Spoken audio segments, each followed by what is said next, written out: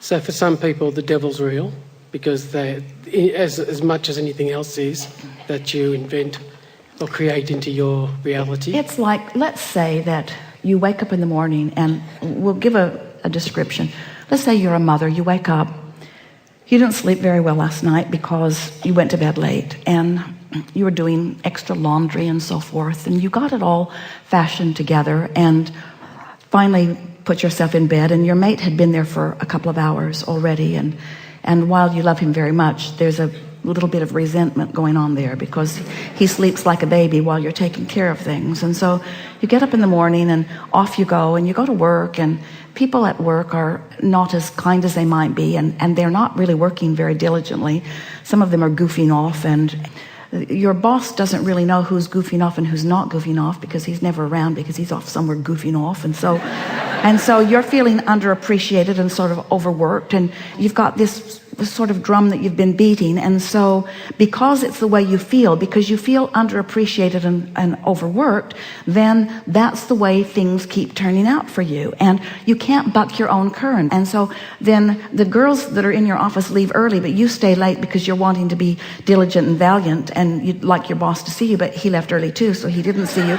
So you didn't get any appreciation there. And so now you're in traffic, and you're upset about being in traffic, and you're worried about the woman who's taking care of your children, and now you're sort of balled up in traffic, and traffic is not moving at all, wouldn't you know, because you left late, and you shouldn't have left late because it got you nowhere. And now you're in this traffic, and you miss the only viable option to going a different route. And so now you're just moving along really slowly in traffic. And so you call your husband and you say, could you possibly get home? But you don't get him. You get his voicemail, because you remember this is the day he plays tennis with his friend, which you really love him and you want him to play tennis, but it's really annoying that he's not there to back you up when you need to be backed up. And so you walk into the back door, and the woman who's taking care of your children opens the door, and she meets you. She got her coat in her arm and her purse in her hand, and she sort of just blows past you because she's late. She's on her way somewhere. And as you turn around, your children are not even very glad to see you at all, because they're busy with what they're doing. They're squabbling with each other about something. Their toys spread around everywhere. So you're going to your kitchen, and you lay your purse down, and you sort of half-heartedly sift through the pile of mail and sort of put it into different piles, and then you pile it all together and you stuff it back in the corner. And then you sort of half-heartedly begin picking up some toys, and we say, you're having sort of a no good, very bad day. And the reason is because that's sort of where you started out, and you didn't do anything about it. And so law of attraction said, don't like that? Here's some more. Don't like that? Here's some more. Here's some more. This is the world that you've created, and this is the actualization that's coming to you. This is how you're meshing with life experience. And what's very difficult for most people to understand is that your world could be different if you felt different. In other words, if in the early stage of feeling that victim, or in the early stage of feeling that overwhelmed, if you could just find something to focus upon that would turn it around before it really gets a foothold in that day, an entirely different day would present itself to you. We're not kidding. Same players, same people, same boss, same people you work with, same traffic, same lady that takes care of your children, same husband, same environment, same everything, but you would resonate with them on a different level, and you would evoke from them a different experience. And the more you do it, the more your world would begin to reflect that improved state of being, you see. You know it yourself. You know people who run around as victims, and don't they always have a problem? Doesn't the world treat them badly? And don't you want to say to them, you're not making this stuff up. I don't blame you for feeling bad about that happened, or that happened, or that happened, or that happened. In other words, you're not being dealt a very good hand. But the thing that then we want to say to all of them is, you're dealing your own hand. You're dealing your own hand, and all the cards are face up. You get to choose every single thing. There's no mystery in any of this once you begin to understand it, you see.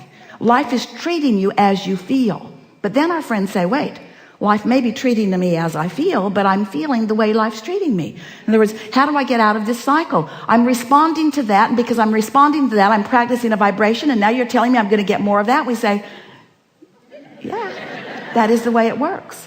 So the big question that this gathering wants to ask and answer is, how can I promote, how can I get a vibration going that will bring me back the things I want it to bring back? How can I let everybody else off the hook? How can I regain complete control of my own point of attraction. How can I control my grid? How can I prepare my grid? How can I prepare my grid and raise the frequency of it to the level of my vortex so that wonderful things are just flowing into my experience day after day, moment after moment? And we say, first you have to accept that you're vibrational. Next you have to accept that your emotions are telling you what you're doing vibrationally. And next you have to stop it in the early subtle stages when you feel yourself getting off kilter. You have to stop and look for something that feels better. And the tool that we have discovered, we've been spewing processes from the beginning of Esther's willingness to let us spew through her. Process after process. And every one of them is written in order to assist you in releasing resistance. Remember the analogy. You can hold that cork under the water, but when you let go of it, it's going to bob right back up. You do not have to work for that vibration. You just have to stop doing that thing you do that's disallowing it, you see.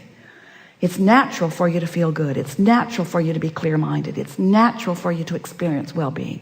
It's natural for you. So we'd say that which you call source is the most natural thing in all of the universe, and it transfers from lifetime to lifetime to lifetime. And that other stuff that you call devil or evil or wrong is the stuff you pick up along your physical trail and keep active as long as you're giving your attention to it, you see. And yeah, you pass it on to generation to generation. But more and more, these little ones are coming forth, knowing their well-being in a more fantastic way, and are less willing to let you convince them not of their well-being.